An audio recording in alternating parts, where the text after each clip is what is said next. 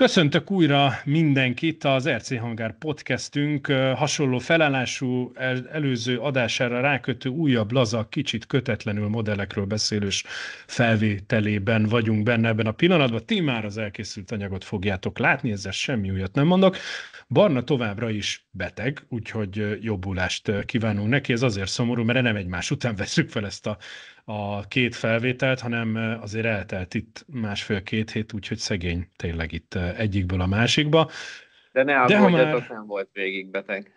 Nem. Bár nem tudom, melyik a jobb, ha végigbeteg vagy megint... vagy lehet, hogy podcast iszonya van?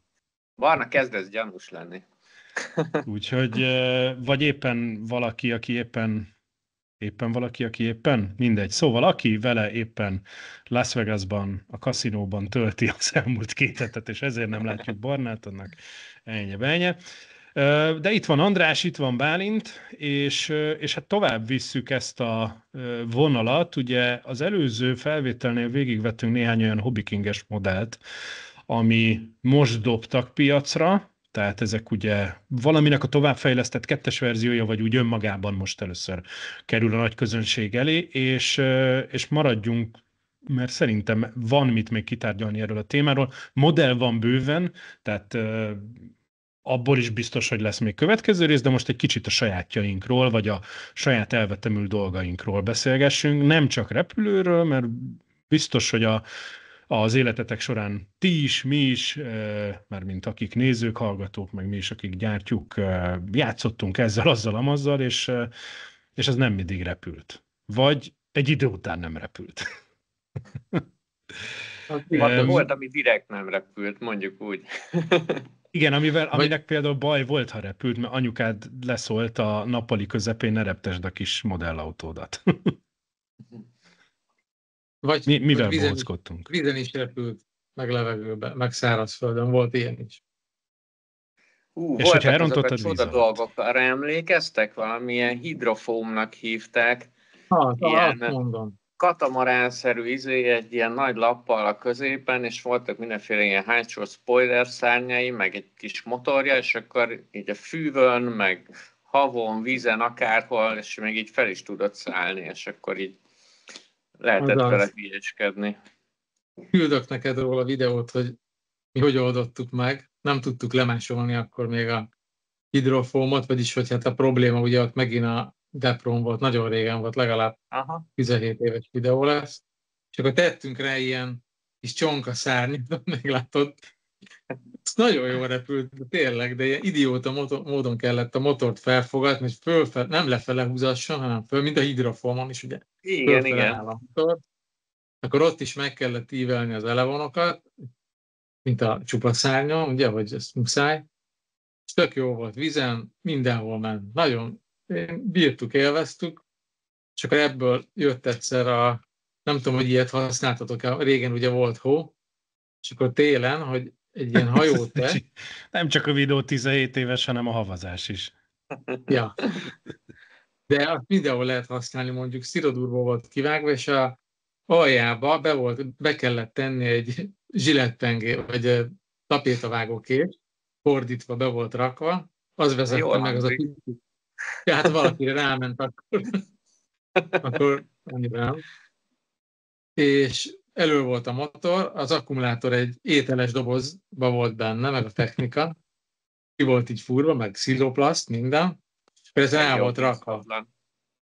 És a motor, volt egy standard szervó, ilyen nagy, nem ez tehát fényfokas kerekes, ilyen 16 kilót húzó szervó, és arra volt ráeszkábálva az akkor nagyon menőnek számító 24 grammos motor, és ugye avval irányítottad. És meg kellett súlyozni az elejét, mert hogyha vízen elérted, vagy a jégen bizonyos sebességet, akkor ott fölkapta, tört, tehát ez nem repült, de nagyon jó móka volt. Pilisvörösváriakkal, ott a Pilisvörösvári tavon bóckodtunk egy csomó. Azt kipróbálhatnánk idén, nagyon jó buli, tök egyszerű. Valami kókány szervóból meg lehet csinálni.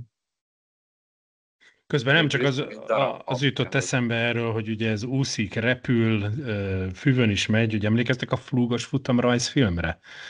ugye Kapdel Mardel, és csak megnéztem, hogy Gézengusz Gusztinak hívták és akkor az ő Valóban. autójuk jött ilyen, ami mindené átalakult, úgyhogy akár egy olyat Abban is lehet. voltak csoda dolgok. Nekem ott mániám volt egy időben, hogy ugye annak volt ugyanezekkel a szereplőkkel, vagyis hát a Mardel és a Guszti, az benne volt a Kapdel a Galambot című rajzfilm, amikor Tényleg, az egy is mekkora zseni postás volt. galambot üldözték, és mindig ilyen teljesen kretén repülőgépeket építettek, ami nagy kalapács, meg háló, meg elfogó kezek, meg minden hülyeség volt. Ja, hát ők igazi úttörők, pionírek voltak ebből a szempontból. Igen, abból egyébként néha lehetett látni, még régen RC Groupson csinálgatták azokat a gépeket, mert végül is Vicces azok és a sima, kihívás. abszolút, tehát elég erős motorral tipikusan az a minden repül. Ja. Csak motor legyen. És még milyen volt, Andris, neked? Volt még valamilyen idiótaság? WC deszka megvan? Hát Repülő WC repülőből deszka? Az megvan? nem, olyat nem csináltam. Úristen, akkor Nem, erről nem. is küldök valamit. Na, majd berakjuk. De azt is csináltatok? Ja, a Kácsor Kornél még oda járt ott, mindegy, a Gödörbe. Nagyon jó brigád volt, és akkor hozták ezt a repülő WC deszka. Mondom, mi ez a szar? Hát mondom, tehát nem hittem el, hogy repül. WC deszka alakja van, ott is van egy profil, ugyanígy S profil, és a Tamás az rányomtatott hát az anyagot is, ami a WC-ben van. Az rajta volt a Google, értitek? Ez És a akkor téma abban most már repkedtünk. velünk marad, úgy néz ki. Hogy mindig. Na, majd megmutatom, tök jó. Az is jó buli. Főleg a mostani technikával. Én fűnyírót néztem valamelyik. Aminek ilyen tákolmány volt nekem, az első, az a Viking 300-as repülőn volt. Ez ilyen gödri képződmény. Azért Viking 300-as, mert az úgy indult a sztoria, hogy egy kollégámmal repítettünk valamit, és akkor ő felrakta a gépet az egyik jegenye közepére, és akkor le kellett szedni.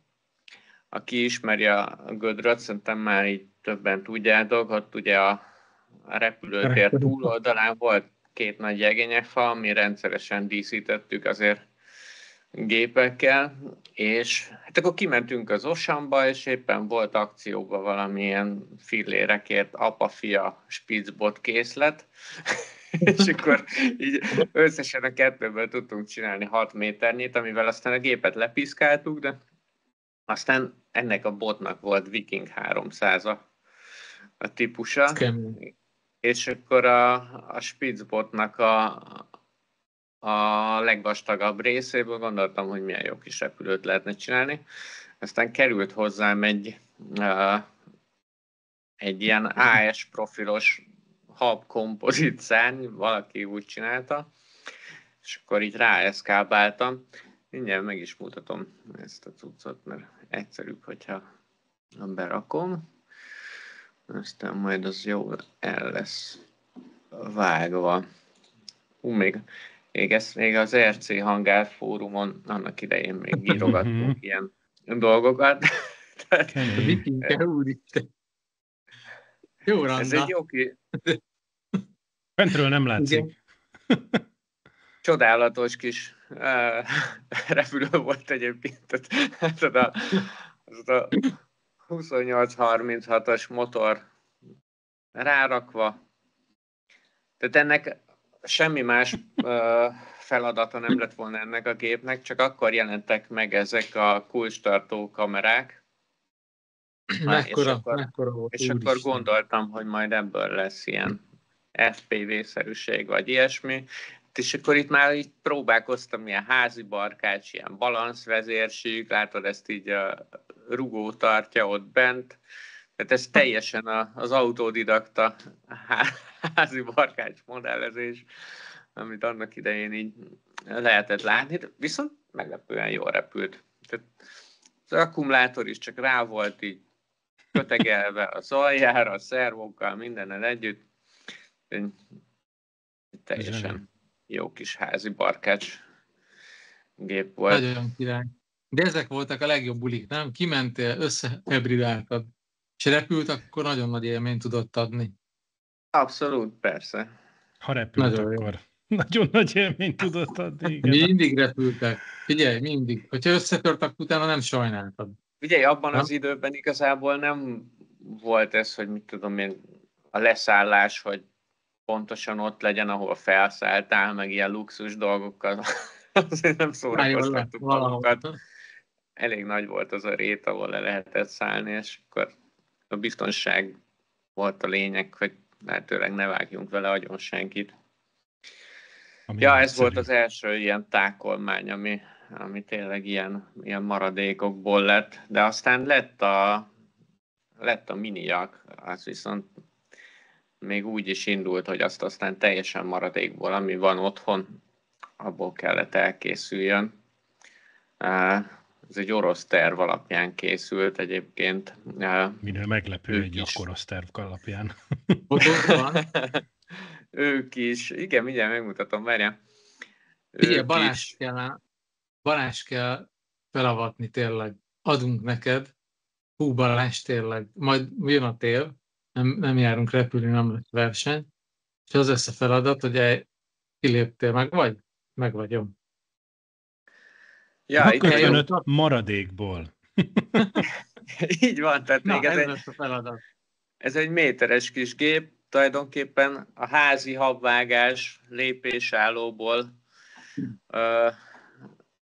szigetelésből maradt. Nem mondjuk a porítás balzát, azt vettem hozzá, de látjátok, a tőborda is epres dobozból van, meg az egész szerkezet, ami tartja a motort, akkumulátort, azt a zöldségestől hoztam epres dobozt, és akkor így szépen körbe lett. De Andris, ez az a gép, amit mutattál? Igen. Jó, ezt nem mutattad ezt.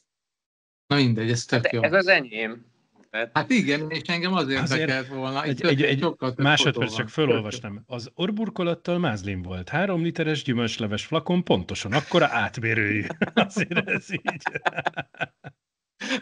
Majd megosztom ezt a régi cikket, mert nagyon vicces elolvasni. Egy milyen mázli, hogy a 3 literes gyümölcsleves flakon pont olyan átmérőjű. Egyébként a jakra az hibátlan, tehát ahogy nézzétek itt, hogy el is készült. Hibátlan kis gép lett belőlem, és még nyomtattam bele csillagmotort is. Úgyhogy ez tipikusan még az az időszak volt, amikor ilyen 1 méteres gyöszre így a világ idejét rá lehetett locsolni, csak hogy működjön. Ja, és most időből nincs sok. Igen. Van is a berepülésről még egy remek felvételünk. Nagyon jó.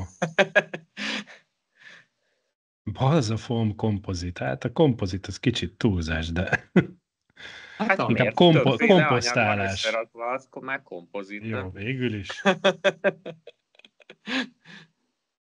Nagyon király. Ja, és ilyen káposztalepke repülést akkor elő tudtam adni. Végül is pont az történt ezekkel a gépekkel, amit a Pali mesélt annak idején, hogy itt ekkor még tényleg 90%-ban arról szólt, hogy hogyan mentjük meg a gépet különböző szituációkból, mert tök jó volt ez, hogy így elindultunk bele, akkor belehúzogattál a kezelőkbe, és akkor így valamilyen figura után össze lehetett szedni a gépet, az már és úgy tűnt, mintha direkt csinálnád. Ja. Tudod, mi a durva, hogy az időből nincs, tehát tényleg, hogyha megnézed ezt, amit mennyi időt szántál erre, de akkor nem tűnt soknak, nem? Akkor ilyen kis szabadidő. Abszolút. Hát figyelj, most ez egyébként 2011-ben készült ez a gép most. Nem ma volt. Most tudom itt ezéről. 2011-ben. Ja, hát akkor kezdtük igazából a Gödörbe mi kijárni. És akkor voltak ezek. Mit kell csinálnom télen? Télen lesz egy műhelynap, összerakunk majd egy adag hulladékot, és akkor ott meg kell oldani. Valamit Jó. össze kell raknod, hogy érezd a feelinget. Jó, hát Segítünk. csináljunk. Az Jó, a lényeg, nem, hogy nézzük repüljön. meg. Persze, persze. Jó, Hulladék az van. Bőven. csak Mármint hogy úgy egyszerű értem. Mond? Igen, mondjad, bocs. Ja, nem, csak hogy egyszerű legyen, mondjuk egy AN 225-ös formájú valamit kell összetenni. Aha, jó. Jó ötlet, oké. Nem, persze, Azt kitaláljuk. meséltem nektek? Erről jut az AN 225-ös, a Miria, ugye az Igen. az volt, hogy tesómnak az volt a kedvence, és egyik télen, amikor még neki is volt ideje, és nem csak építkezéssel foglalkozott, megcsinált egy Miriát habból, szkirodúrból kifaragott, tényleg tök jó volt. És fönn volt a 6 darab hajtómű, de ugye úgy oldotta meg a szétszedhetőség miatt, hogy nem végig volt egy szárnycsonk, meg a hajtóművek. És a szárny véget azt úgy kellett rátenni. Kimentünk a Boglárnóda strandra télen, hogy vajon elemelkedne-e, mert nem itt benne, hogy elemelkedik. És kövérgáz, hát ugye akkor még csak kadmium, nikkel-kadmium akkumulátorok voltak. Kövérgáz csak, de hát nem volt csűrő, mivel az nem volt rajta, érted? Csak az oldalkormány, hogy lehessen irányítani, de kurva nagy volt a gép, valami, mindegy, nagy. És akkor kövérgáz, hogy elemelkedik-e, és ott fölgyorsan, és elemelkedett. És akkor ott álltunk, hogy jó, de most mi lesz? Tehát se irányítani. Nem lehetett, aztán a végén megállt, soha többet nem repült. Az jó lett volna. Egy olyan, az menő lenne. Na mindegy. Tesód egyébként Tudok kár, én hogy is nem maradt képet modellező, vagy megosztani? tudnak csoda dolgokat. Persze. Na, szóval, ha már Mriáról beszélgetünk, és oké, hogy Scratch build volt a tietek, de na ezt néztem ezt korábban. Hát azért vannak kicsit elvetemültebb emberek, akik hát egy elég méretes darabot itt összeállítottak. Nézd meg, akkor a teherautóból szedik elő. Durva. Óriási. És ha látom, Kicsit. ez ilyen itongszállító. Igen. Tehát, hogy ez ilyen teljesen. És ott szépen. Na, megigazítást csinálsz, egy picit előre megyek. Hozzák a szárnyakat, azok is csöpségek, ekkora főtartó. Úgyhogy nem kicsit elvetemültek az emberek. Tessék, Brutál. és akkor megyünk tovább. És hát elég bőven nagy. Gyönyörű szép lett. Aztán az úri emberek repülnek is vele. Most gondolj bele, erre mennyi idő kellett, hogy ezt így megcsináld, mert erre gondolom sok tervrajz nincsen. És aztán elmennek vele repülni, tessék. Egyébként azok a szomorú sztorik, amikor így megépítenek tényleg így évek alatt egy ilyen szörnyet, és így a start után így egyet csűr, és így bele a bokorba, mert így valami alapvető dolog kimaradt. Na, úgyhogy Mriával kapcsolatban csak nézegettem ezt a videót, áthúznak párszor, és akkor végére megyek, jönnek be leszállni, mert az még egy fontos dolog. Kicsit odaverik. Ja, nem, ez egy touch and go, vagy nem? Odaverik. Nem, ez véletlen. Jól emlékszem. Úgyhogy túlélte a repülő, Mriát is csináltak. Úgyhogy csak így érdekességképpen. 747-es volt, amit csináltam, az volt imperes, amiről nincsen. Ezt akartam egyébként az előbb mondani, hogy mielőtt bárki megijed, Bálintnak nem volt agyműtétje, csak hülyén csillan meg rajta a fény, és néha levágja a fél fejét. Mielőtt még valaki megijedne, hogy hiányzik a bal vagy jobb agylebeny. Nem, múltkor jó frizurája volt a festmény. Ja, tényleg frizurát is csinált. Úgyhogy... igen, ez a virtuális háttérvarázsa. De hát igen, azért nekünk is itt szépen levagdossa a fejünket. Nekem nem volt ilyen idézőjelesen tákolmány. Én gyerekként kaptam ilyen kis távirányítós autókat, és most, hogy ezt így beszéltük, még a felvétel előtt, hogy gondoljunk bele, emlékszem, a legelsők, azok ilyen előre-hátra tudtak menni, még a kanyarodó funkció nem volt benne, és úgy volt megoldva, hogy előre ment, és hátra eleve beforgatta a kereket. Igen. És ilyen előre mentél, és mindig hátra ilyen kis, és akkor csinálhattál ilyen Y parkolásokat, és akkor úgy fordultál meg, és emlékszem az első ilyen lebaszást, hogy tartott, szerintem még nagymamám vitte oda a lakásba, befőttes üvegbe voltak ilyen, hát félig vízinövény. De hogy víz volt a több literes befőttes üveg, és sikerült az egyiknek izomból neki tolatni, és ott teljesen széttörött, elázott, úgyhogy valami 10 perces karácsonyi ajándék volt. Úgyhogy, de igen, akkor még nem nagyon kanyarodtak ezek az autók. Hát illetve azok a német rokonoktól meg nagyon drágán voltak elérhetők. De aztán később beszéltünk mások, a zsebautók, amikor ilyen kis picik. Nem tudom, valakinek meg volt-e. Adtak hozzá egy ilyen nagyjából ekkora távirányítót, az, amely egy előre-hátra mindenhova mehettél, és akkor volt egy szabvány, nevezzük alváznak, és vehettél hozzá különböző kasznikat, és ilyen kis műanyagból cserélget. Fordot vettél, ezt vettél, azt vettél, és azt tudom, azok baromi sokáig az ilyen, mit tudom én, 11-2 évesen megkaptam, és aztán egyszer elővettem 20 évesen, és még működött. Ja, és a gumikat lehetett cserélni, és ilyen lila kerék volt, meg sárga, meg mit tudom én, na olyan volt otthon alapvetően. Aztán én gyerekként, mikor apám még modellezett, akkor szabadon repülő volt, úgyhogy én még damillal húztam fel az A1-est, meg A2-est. Nekem ez van meg régről. Futsz és leakasztod, ha sikerül. Ha nem, akkor összetörik. Az jó buli volt. Én is húzogattam ezeket a kis modelleket, de az volt a király, hogy amikor nem akadt le, és akkor szenvedtél. Mindegy, jó volt. Így nem lehet elmondani, aki nem próbálta. Nyilván a mai kornak már ez inger szegény. Hát meg a másik a gyújtózsinór is. Átitatott gyújtózsinór, legumizott.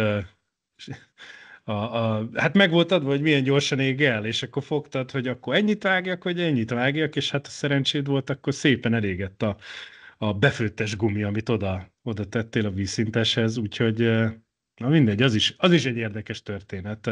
Hát miért most már igen, ezek a kompozit gépek, amik vannak nekik, majd egyszer lesz az is egy téma, szabadon repülők, meg fogjuk hívni a megfelelő embereket, de hát tényleg balzafa, japán papír még ott, én emlékszem, ha már itt ilyen, mi ez, 3 literes műanyag leveses edény, vagy mi volt az, amit hogy a tejfeles dobozból, vagy őszi baraszté, de hogy ott a gombos tükkel. Az a fajta, amit az Oceanban úgy veszel, hogy állnak a polcon, és ugye a rétegek már külön válnak. Azaz. Bogica baraszté. Azaz. Remélem megjegyeztem. Ezt gondolj vele, milyen átverés a gyártónak, hogy rohadt sokan viszik, de mind modellezők. Tehát, hogy nem azért veszed, mert jó a termék, ami benne van, csak azt látják, hogy mindig csak fogy. Na mindegy. Úgyhogy akinek van kapcsolata a Bogica barackhoz, köszönje meg a gyártót, hogy ilyen jó orkúpot csinált. Kár volt összekoszolni, mert mindig ki kellett mosni, csak meg a... Hát ezt ugye tudjátok, a legnagyobb csalódása, amikor benyitsz a hűtőbe, és akkor a kártedorba tényleg fagyi van, nem pörkölt. Jaj. Tényleg. Nem, egyébként visszatérve a kis autóra, most ez újra reneszánszát éli. Hát persze az ilyen kínai webshopokon most megjelentek ezek az 1/64-es kis driftkárnak mondják, de hát igazából egész jól lehet egyébként irányítani, de hát inkább csak befolyásolni tudod egy igazi távirányítós autóhoz képest, de zseniálisak, tehát távirányítóról kapcsolod a kis lámpáját, jön, megy, teszi a dolgát, 5000 forint.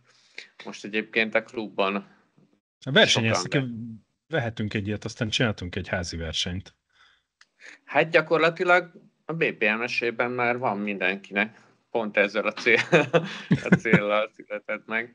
Ez pont egyébként Barna hozta be így a tudatunkba. vette a Tök srácoknak, jó. és akkor láttuk, hogy a kis srácok is mit művelnek vele, és akkor vérszemet kaptunk, hogy hát ebből óriási Akkor dobd versenyek át a lehetnek az linket. indulókon. Veszek egyet én is. És akkor megnézzük. Egyébként a driftautókra visszatérve, arról viszont láttam videófelvételt. Ugye nagyban megvannak a drift versenyek, tehát hogy milyen bemutatókat Persze. szoktak tartani, tényleg. És akkor van ez kicsibe is. Mindjárt megkeresem, hogyha egy azt mondja.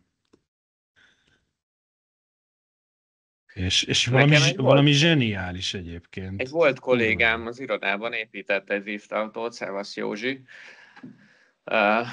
Hát eltöltöttünk vele azzal is egy fél évet körülbelül, mire így autódidakta, meg a driftesek segítségével. Aztán gyakorlatilag az egész autó ki lett cserélve már, mire a végén a padlószőnyegre került. De hát igen, van egy-két jó pofa szőnyeges pálya, és akkor ugyanaz a verseny megy. Jó. Elképesztő. Ez mondjuk egy külön egy bemutatójuk, de hát profik. Zseniális, kurva jó. És tényleg, ahogy ez... hogy ebbe külön driftre kifejlesztett és feloptimalizált giroszkóp van ezekben az autókban. Ja, hogy ezt a giroszkóp segít rá? Persze. Próbáltuk egyébként sima, ilyen általános kis giroszkóppal, de sose volt jó, és akkor megvett hozzá a Józsi egy direkt drift autóba szánt giroszkópot, és ilyen ég és föld volt a különbség. Tehát, hogy így belerakta, behozta, és a padlószőnyegen így egyből tudtam vele driftelni. Tehát, így nem hittük el, hogy... Tehát erre van, gondolom, speckó gumi van rajta, meg speckó felület, amin driftelgetnek, hát mert azért függ, ennek... hogy mind mész. Ez, ha jól látom, ez valami műanyag felület, de szoktak ilyen padlószőnyegen menni. De persze. Na, kis driftautókról így alapvetően ennyit, de hát baromi jó szerintem. Autósokat is, vagy valaki autóst meg kell hívni. Csomóan Fogunk majd egyébként arról is beszéltük, hogy kicsit kilépünk majd a repülős hajósokat, autósokat, vadakat terelő juhászokat, bár mondjuk, hogy mi most ki is lépek akkor a repülős vonalból, hadd mutassam meg a wow. Toyotát. Ez egyik nagyon ilyen sok éves projektünk volt. Nekem egyébként ez az FJ40-es Toyota kedvenc autóm, majd ha még létezik belőle olyan, ami nem rohadt el, és én meg 100 éves gazdag nyugdíjas leszek, akkor majd előbb-utóbb lesz egy ilyen. De most csak modellbe, és ebben nekem az volt a legnagyobb fejtörés, hogy én nem akartam ilyen tejfölös dobozkaszni, RC autót csinálni, azok nekem valahogy nem érzem, nem jönnek be, és akkor megtaláltam, hogy ezt 1984-ben egy Justre nevű francia játékgyár gyártott 1/10-es RC FJ45-öt, és már akkor is ilyen proporcionális vezérléssel, meg minden, és akkor elkezdtem az eBay-t bújni, hogy nekem kell egy ilyen kaszni, és akkor majd előbb-utóbb lesz belőle autó, és találtam is egy dobozosat, Angliából bekerült minden, és hát annyira szép volt az egész, meg tényleg az eredeti dobozában volt, hogy ezt nem áldozzuk fel, mert hát nyilván az eredeti alváz, meg ilyesmi az ilyen komolyabban használhatatlan volt, és akkor egy évig ott pihent körülbelül a padláson, és valamelyik itthoni ilyen adok-veszeken valaki feltett egy törött kasznit, amit most látok a képen, egyébként ez lett belőle, mert ő is elkezdte ezt a projektet, és ez egyébként egy Tamiya C1-es alváz, vagy CC1, mert nem is emlékszem, hogy hívják. Annyiban csalás, hogy ugye az FJ40 az laprugós mindenhol, de itt ez elől egy külön lengőkaros futóműve van, de ezt most így elengedtem ezt a kérdést, és akkor az lett a sorsa egyébként a dobozosnak, hogy abból finanszírozott ez a projekt, hiszen azt egy gyűjtőnek tudtam aztán eladni. Milliárdokért és akkor elindult belőle ez a projekt. És az érdekesség ebben még az, hogy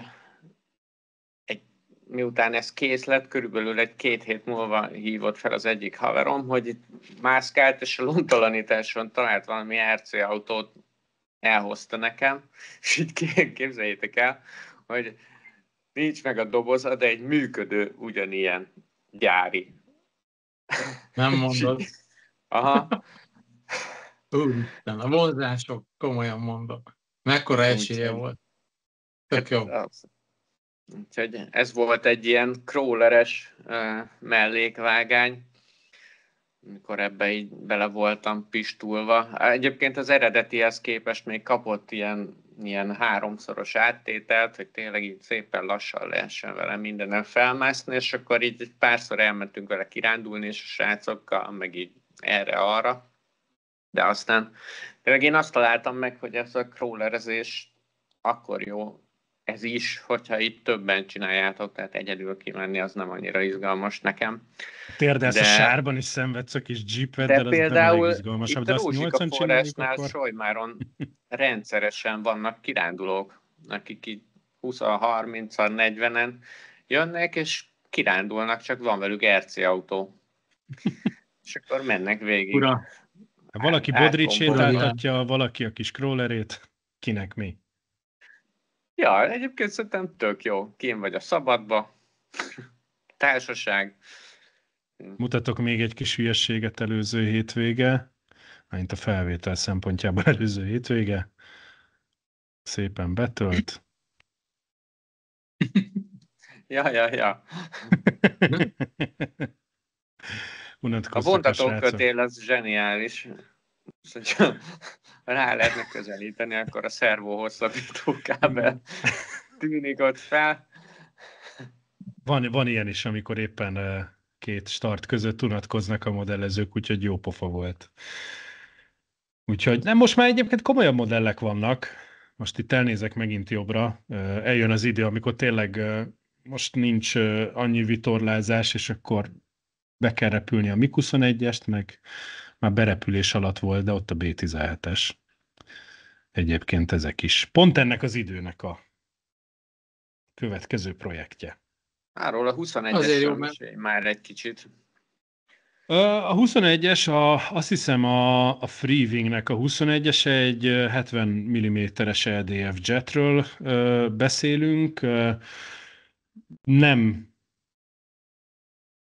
repültem még vele, igazság szerint annyi, hogy Istenem, mindig elfelejtem. A nevét Bill Mester néven van fönt Facebookon, és hát ő imádja ezeket a gépeket. Jó, ez úgy.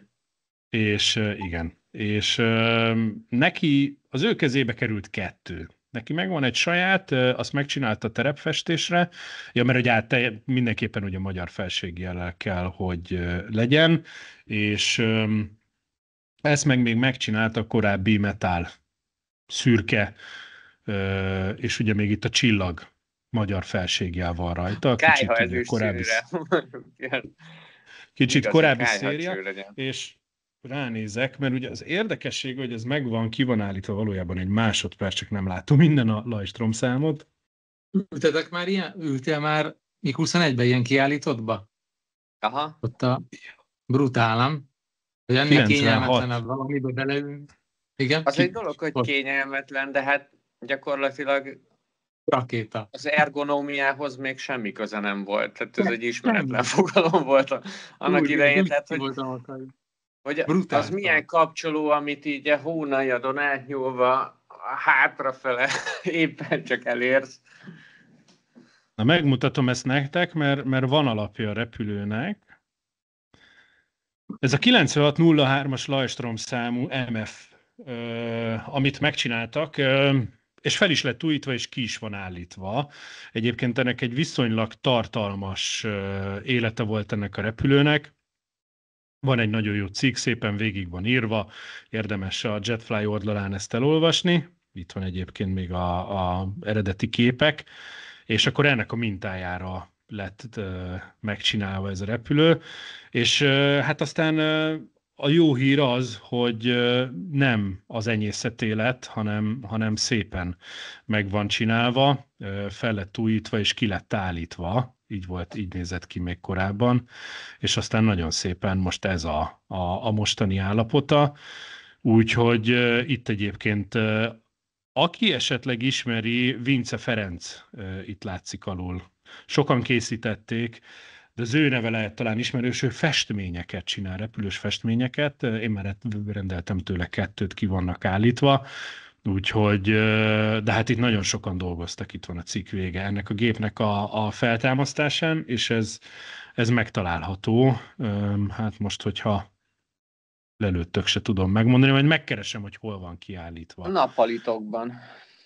Igen. Na és akkor ennek a kicsinyített verziója van itt a napon, de ezt csinálta meg, és akkor mondta, hogy mivel neki 2 van, ezért az egyiket eladja, és hát ebből már nem repül sok. Nem is gyártottak sokat, és hát így én úgy gondoltam, hogy lecsapok rá. Egyébként gyönyörű szép szkére meg van csinálva, szerintem majd lesz a berepülésről egy videó mindenképpen, de hogy...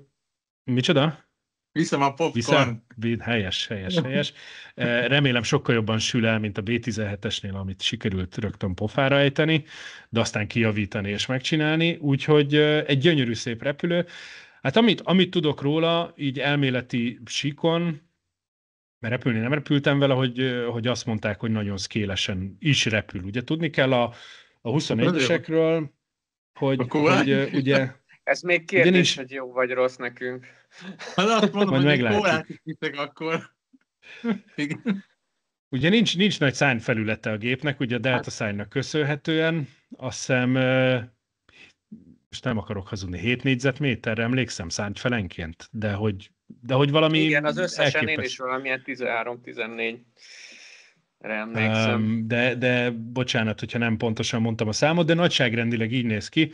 Ezt csak így zárójelbe teszem, hogy a Tomcat-nek a vízszintes stabilizátorai majdnem ekkorát tesznek ki együtt, tehát az valami 12 négyzetméter a 2 együtt. És hát ennek köszönhetően a repülőnek például az orsózósok szögsebessége az baromi gyors, illetve ugye egy kályhacsőre rá lett téve néhány vezérsík, ülsz azon az óriási hajtóművön, és ami nagyon érdekes, aki még látta repülőnapokon, azt tudhatja, hogy ameddig mondjuk a 4. generációs, 5. generációs gépeket azt még nagyon nem láttunk, de hogy a 4. generációs gépek meg ugye alapvetően repülők jó része ilyen 300 km/h alatti leszálló sebességgel van, itt azért a 350 környékén kell, tehát ez egy ilyen elég gyors irányított, nem zuhanás, mert repülő, csak hát ezzel nem tudsz úgy lassan repülni, nem tudsz úgy kilebegtetni, és hát állítólag a modellnek is ilyen karakterisztikái vannak, úgyhogy jó végig kell gondolni, hogy akkor megvan-e a küszöbnél a pont, a leszálló pont, hogy meg is álljon ez a repülő. De hát állítólag... Ha már scale, akkor a fékernyőt meg kell csináljuk. Igen. Hely van, tehát hogy szépen... Először repüljön egyet, és akkor utána. Hát bele is kell szállni, Bálint. Jó, oké. Akkor majd jó. Jó lesz. Hát, ha jövőre megint lesz jet műrepülő verseny, akkor, és sikerül annyira megtanulni vezetni, akkor poénból benevezek vele. Mert a más nem azért érdekes lenne. Úgyhogy 21-es, igen, itt van, ritka darab, nincs tudtommal, ez a 2 van Magyarországon. Úgy egyáltalán, nem lehet, hogy hülyeséget, mert nem is a Freewing, hanem mindegy gyártó csinálja. Nincs sok ebből így repképesen, Európában se. Nem véletlen, gondolom, de majd meglátjuk, repüljön.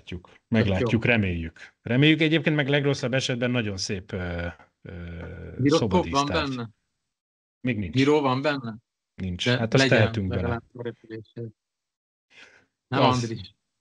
De a bílmestert kérdezd meg, mert ő használ azért gírót. Hát ő Yetit ehhez kapcsolódó programokat, meg gírót használ, annyit mondott. Úgyhogy ő egy picit más vonal, meg más irány, de igen, gíró az valószínű, hogy célszerű. Mindenképp. Mondjad, Itt át Andris. is köthetnénk akár a kicsi 35 centi fesztávú F35-re, amiben nincs giró. Csak egy bivajelős 50 mm-es impeller az egész géphez képest szerintem. Hát van benne erő, az a lényeg. Amikor először megjött és kipróbáltam, akkor így a szoba egyik feléből a másik asztalon lévő dolgokat lefújta. Ernőbárt is sikerült vele beterítenem homokkal, amikor kipróbáltuk, mert leszálltam vele, és hát tudod, nincsen futómű, végig pattogott így a homokon, akkor még nem volt a futópályán gyakorlatilag fű, egy ilyen tavaly talán pont egy éve volt, és akkor szépen a beülő nyílásokból összeszedett ott mindent, és akkor vittem ki a parkolóba, és akkor nézegettük meg, hogy milyen, hogy minden, és akkor így mondom, hogy aztán azt nézd meg, hogy ezek a mai impellerek milyen erősek, és csak 50 mm-es, de olyattól, mint egy régi 70-es, ami csak ilyen 6 lapátos vacak volt, és Ernővel felé fordítottam, és egy kövér gázzal így gyakorlatilag, hogy volt a csőb, azt így minden megkapott. Egyenesen azóta is emlegeti, hogy sikerült így arcon szórnom egy fél kiló homokkal. De hát Azóta igen. nem látod a reptegény. Úgyhogy nem kell mindenbe giró. De tényleg azért egy ilyen gépet Jó, nem kéne. de a MiG-21-be, csak addig, amíg berepülitek, aztán majd ki lehet kapcsolni. Egyébként csak Kapcsolóra rákerestem így a tenni. háttérbe, valóban a Freewing a gyártó, úgyhogy hülyeséget nem mondtam 800 zas fesztával, bár ez szerintem lehet, hogy a nagyobb tesó. Na mindegy, jó ez a történet. Ehhez képest aztán meg tényleg repülőtraktor a B-17-es, azzal a pár milliméter hiány egy 1,9 méter fesztávjával, és hát ami az érdekessége, hogy megint kapható, ugye ezt beszéltük az előző felvételen, ugye a Hobby King oldalán, tehát hogyha valaki szeretné, és még viszonylag elérhető áron, de ha megengeditek, akkor ezt be is vágom. Megengeditek, vagy nem engeditek? Mindent. Mindent megengedtek.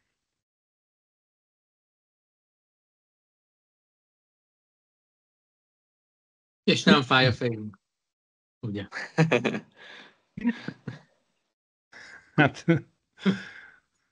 Amúgy az a fura, nekem egy kicsit ilyen érdekes kérdések ezek a nagy scale gépek, mert tényleg csodálatosak tudnak lenni, de tényleg az a munka, amit beleteszel, ahhoz képest, hogy milyen élvezetet nyújt a vele való repülés, az számomra még nincsen pariban.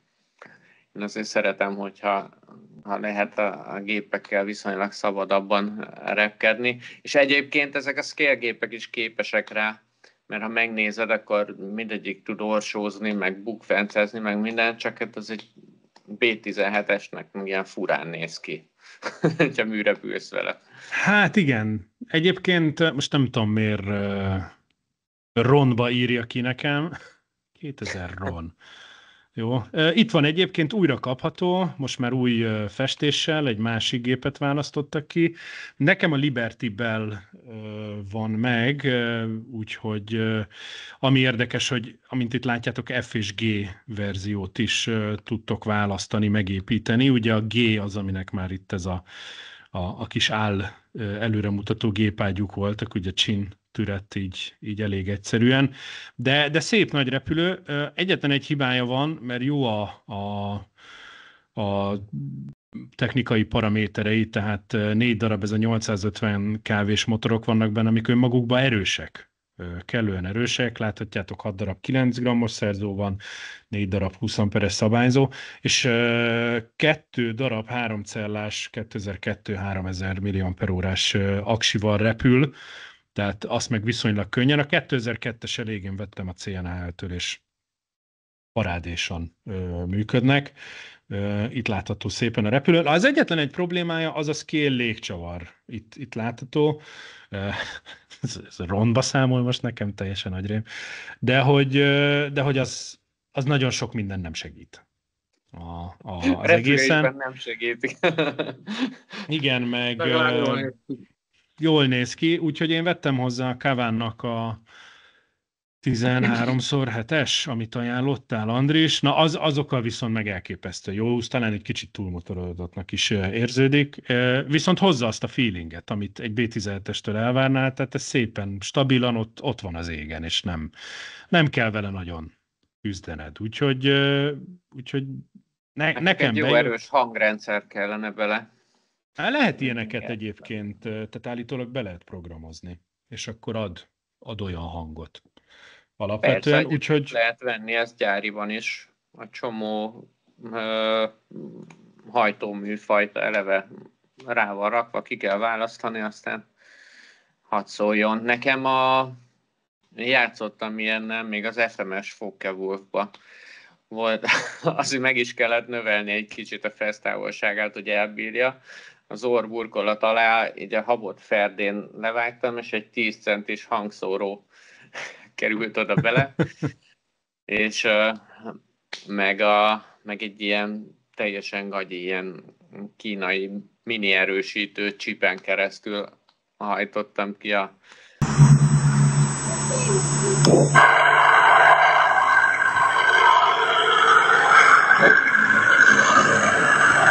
Valamelyikünk bedobta, valami amerikai azt csinálta, kis tréner jellegű gépe volt, hogy gumit feszített ki a szárny fölé, kicsit lazára. Nem közösbe dobott be? És akkor ugye, hogy a levegő. És annak is olyan hangja volt, mint a... Igen, de hogy mint tök jól a bicikli hallatszott. küldőjébe beraktuk a kártyát. Ja, hát igen. Ugye? Pont ugyanazt tudja, igen.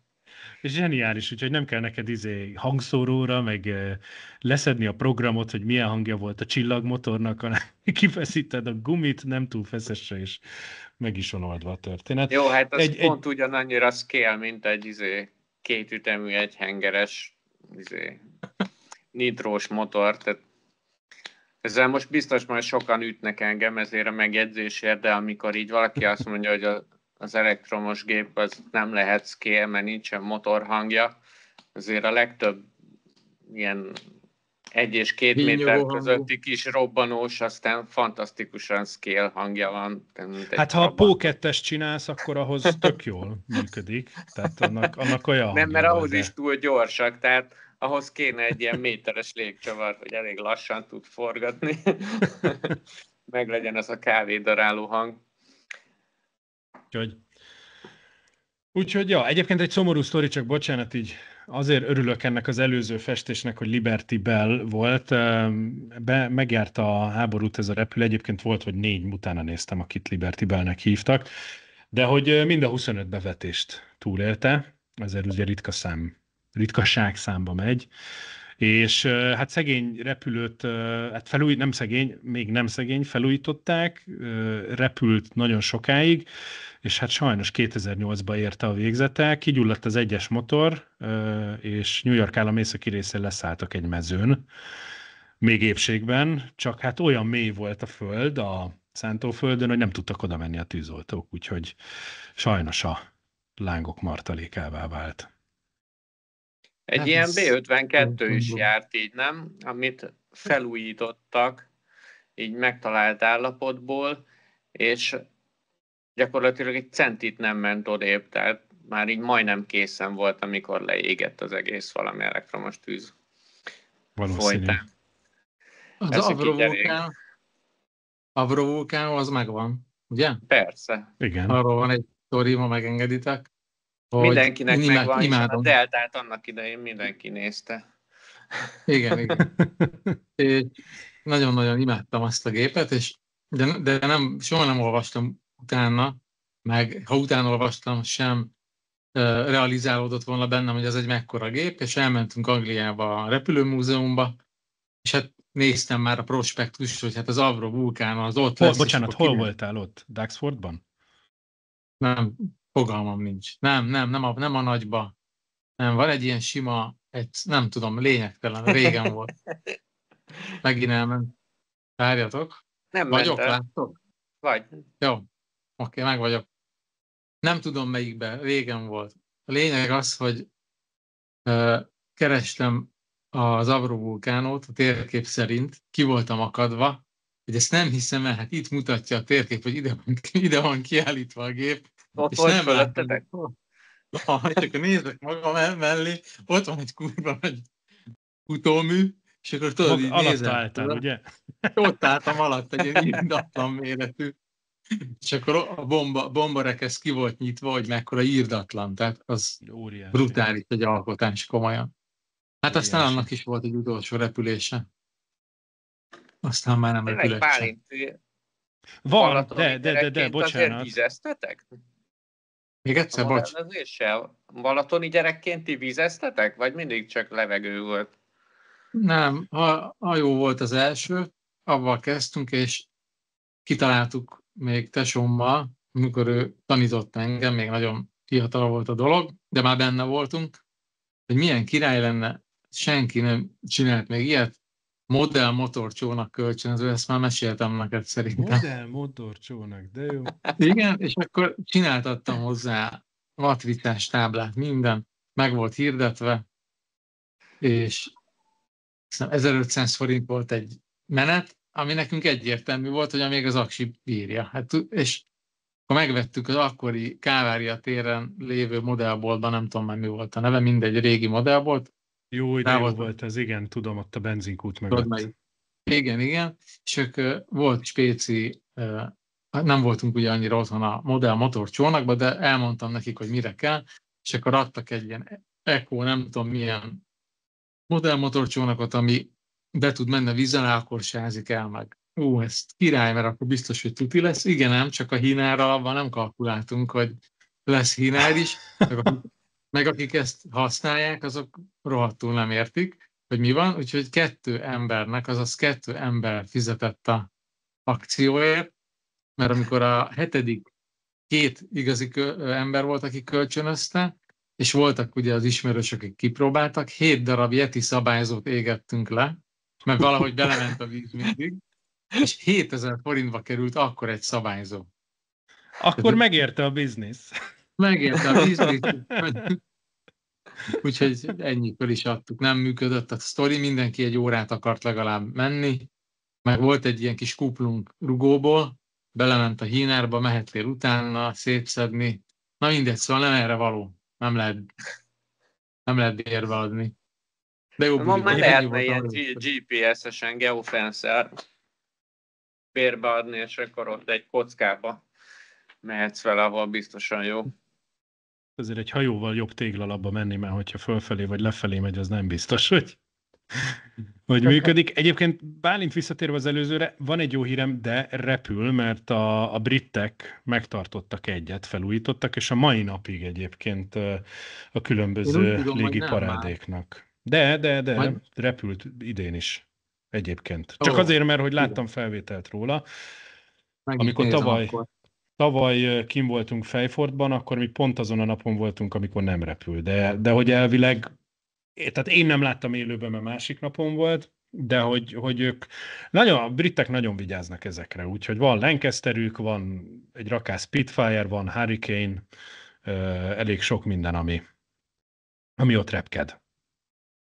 Nekem ez a vulkán az nagyon, nem modellbe, hanem így eredetibe, ez nagyon-nagyon oda vagyok érte. Majd megnézem a videókat, hogy utána nézek. Nem, Duxfordba volt szerencsém nekem is beállni alá, mellé. Duxfordba menjen. Aki szereti testközelből, ezt erre akár egy külön adást is szívesen, vagy akár egy helyszíni felvételt is szívesen. Kettő okból. Az egyik az, hogy tényleg 6 hangáron keresztül, ami szemszájnak ingere, minden csoda. A repülés elejétől aztán egészen a modern korig megtalálható. És hát van egy hangár kifejezetten, ezt lehet, hogy más sokszor mondtam sok embernek, de ezt inkább elmondom sokszor még a jövőben, de van egy hangár, ahol azok a gépeket tárolják, amik tényleg repülnek. És ki van alakítva kis kordon, semmi extra kis ilyen madzag kordon, egy ilyen kis ösvény, ahol te sétálsz, és körülötted szerelik a repülőket. Tehát és ott van alatt az olajos tálca, meg a másik tálca, szét volt kapva egy P40-es, láttad a motort, tényleg ilyen karnyújtásnyira van ott egy Wildcat-nek egyik futóműnél a féket nézték, mert hogy lötyögött, kotyogott, és akkor odaálltunk, és akkor ott hallgattuk mi is, bennül megforgatta a szerelő, bennült a kokpitbe, rányomtott a fékre, és akkor tényleg kattogott, hallottad, és akkor te elkezdte húzogatni a kis különböző anyákat, csavarokat, hogy ne, és az, hogy te ezt így átéled test közelből, az egy elképesztően különleges dolog, úgyhogy ez bárkinek, akinek van lehetősége, Duxfordba menjen el. Ez itt a reklám. Utána nézzünk. De mondom ezt akár egy ilyen közös túrának is ki lehet, és forgassunk, és akkor írjunk a múzeumnak, múzeumvezetőnek, bárkinek. Ők ugye imádnak mesélni, tehát hogyha megkérsz egy brit embert, hogy mesélj a történelméről, szerintem 2 napig ott leszünk. Én adnám, még hálózsákoznék is ott azért. Valamelyik gépszárnyán? Akár. Na ott például van B-52-es kiállítva, a Vulkán nagy, de hogy a B-52-es mekkora óriási, az na megint egy másik sztori. Srácok, el kell mennem lassan, mert ide érnek tesóni. Nekem is. Nekem is menni kell, úgyhogy ez megint egy olyan beszélgetés, amit végtelenségig lehetne folytatni, és folytatunk is. És hát továbbra is egyébként nagyon fontos, hogy kérjük a ti visszajelzéseteket. Milyen olyan modellek vannak, először is ugye, amivel kezdtük az adást, milyen olyan barkácsolt, összetákolt, nem repülő formájú, de mégis repülésre alkalmas modelleket csináltatok korábban, és milyen olyan repülőitek vannak, vagy nem repülő, kisautó, kishajó, tengeralattjáró, bármi, amivel bohóckodtatok még korábban, úgyhogy szépen kommentbe itt-ott, amerre sikerül, osszátok meg. És természetesen, mint ahogy az előző adásban, ahol a 4 modellt beszéltük át, ott is ugye várjuk, hogy mit szeretnétek még, amiről beszélgessünk, és természetesen akár itt az említett modellekről, vagy hogyha van kérés másról is, beszélünk mi is, amit bemutatunk, meg hogyha szeretnétek egy Duxfordos élő videót, ahol ott vagyunk, akkor mindenképpen kezdjétek el, hogy szíves a fontokat átutalni. Igen. Úgyhogy mivel nem 2 fillér a dolog, úgyhogy pénz. Na jó, viccet félretéve. Folytatjuk le.